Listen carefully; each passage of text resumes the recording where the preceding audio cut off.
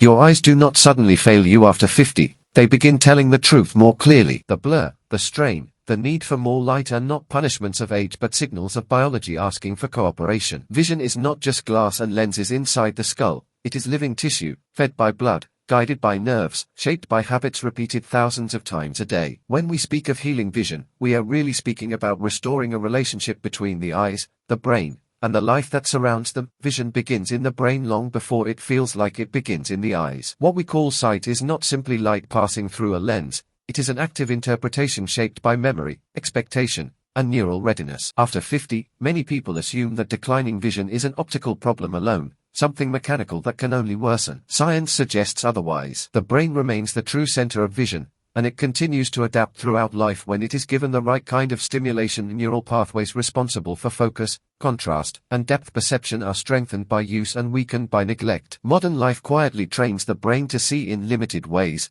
fixed distances, flat screens, artificial lighting. Over time, the visual cortex becomes efficient at these narrow tasks but less responsive to natural variation. This is not damage, it is specialization taken too far. The encouraging reality is that neural tissue responds to change even in later decades. When the brain is gently challenged to process different visual environments, it begins to reorganize itself. Simple practices reflect this principle. Shifting gaze between near and far objects reminds the brain that vision is dynamic. Exposure to natural daylight recalibrates circadian and visual signaling pathways that artificial light cannot fully replace. Moments of screen-free vision allow overstimulated neurons to recover sensitivity. These actions are not exercises in strain but invitations to flexibility. The brain responds best not to force, but to variation. Scientific curiosity teaches us that adaptation is the nervous system's primary language. Vision improves not because the eyes become younger, but because the brain becomes more attentive. When perception is treated as a living dialogue rather than a failing sense, clarity often returns gradually, sometimes unexpectedly. Healing vision, then, begins with respecting its true nature, not a static function of the eye, but a living,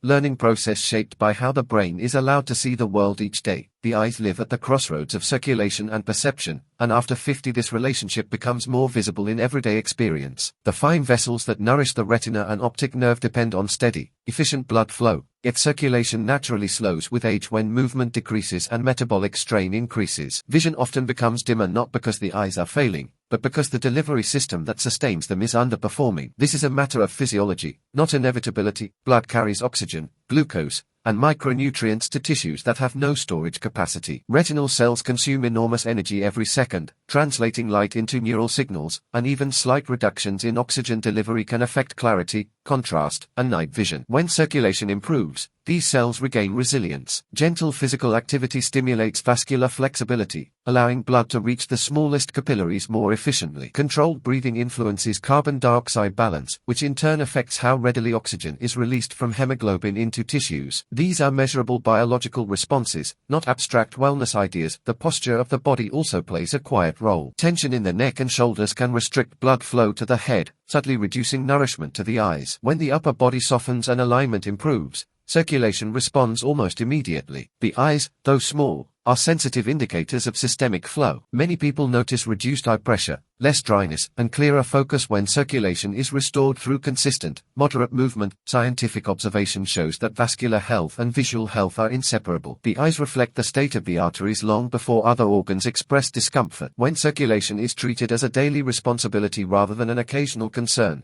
the visual system receives a steady supply of what it needs to maintain clarity, resilience, and adaptive strength over time. The eyes are among the most nutritionally demanding tissues in the human body, yet they are often treated as if they exist separately from digestion and metabolism. After 50, the way the body processes food changes, and vision is one of the first systems to reflect this shift. Retinal cells rely on a constant supply of specific fats, minerals, and protective compounds to withstand light exposure and oxidative stress. When nourishment is inconsistent or inflammatory, these cells become vulnerable, not suddenly, but gradually. Blood sugar stability plays a central role in visual clarity. Fluctuations create osmotic stress in the lens and microinflammation in the retina, subtly distorting focus and contrast. Over time, this stress accumulates, often mislabeled as unavoidable aging. When meals support steady glucose release and reduce inflammatory load, the internal environment becomes calmer and the eyes respond accordingly. This is not about restriction, but about alignment between intake and cellular need. The retina is rich in delicate fatty structures that convert light into electrical signals. These structures must be renewed continuously, and they are highly sensitive to oxidative damage. Antioxidant availability acts as a protective buffer,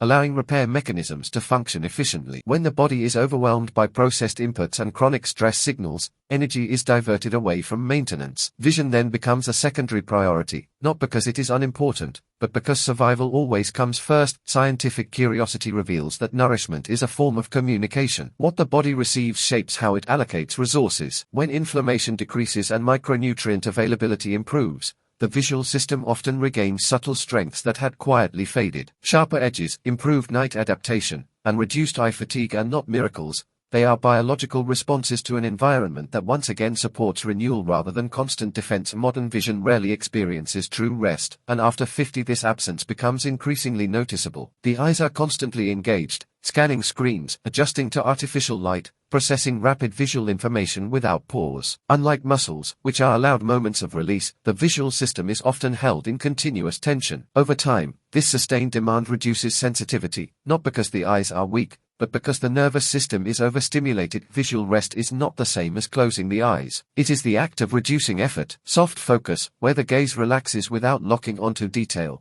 allows neural circuits to downshift from precision to recovery. Blinking fully hydrates the ocular surface and signals the brain to release unnecessary tension. When blinking becomes shallow or infrequent, which often happens during concentration, strain accumulates silently. Rest restores rhythm. Darkness also plays a biological role. Low-light environments give photoreceptors time to reset their chemical balance. This is essential for contrast sensitivity and night vision. Constant brightness prevents this recalibration, leaving the eyes in a perpetual state of partial fatigue. Allowing periods of visual quiet, especially in the evening, supports both ocular recovery and neural integration. The jaw, neck, and shoulders influence visual strain more than most people realize. Tightness in these areas sends background stress signals through shared neural pathways, keeping the visual system alert when it does not need to be. When the body releases, the eyes often follow. This interconnectedness reflects how vision evolved as part of whole-body awareness rather than isolated function. Scientific understanding shows that sensory systems recover through alternation, not through constant use. Effort without rest degrades perception, while strategic stillness restores it. When visual rest becomes a habit rather than an afterthought, clarity often improves gently and consistently,